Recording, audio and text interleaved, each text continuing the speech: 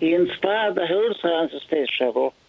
And, if you had to choose somebody to be the first man on the moon and to set an example, I think Neil Armstrong would be the man.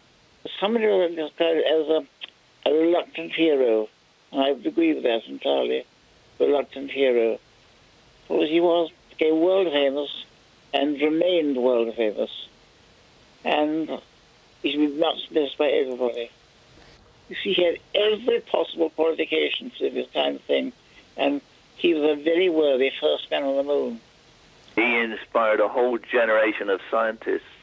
The number of people who worked on the Apollo program that he made possible, and of course, having worked on Apollo samples, many of those scientists carried on and became very, famous scientists, and inspired a whole generation of more students that carried on working on extraterrestrial programs, Mars and going back to the moon, comets, you name it, he started it.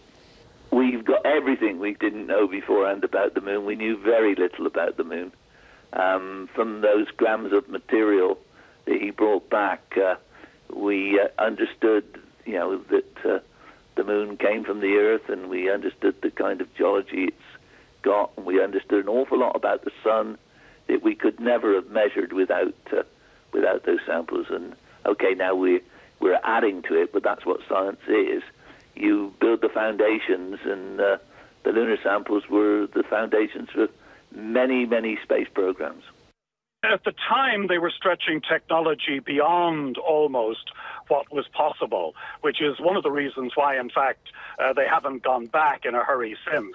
This was an extraordinary achievement, and they wouldn't have made it, but for Armstrong and Aldrin being the cool customers that they were.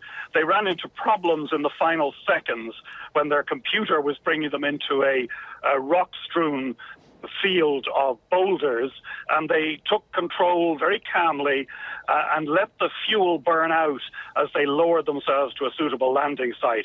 Armstrong was the archetypal test pilot, cool in a crisis and the right man for the job.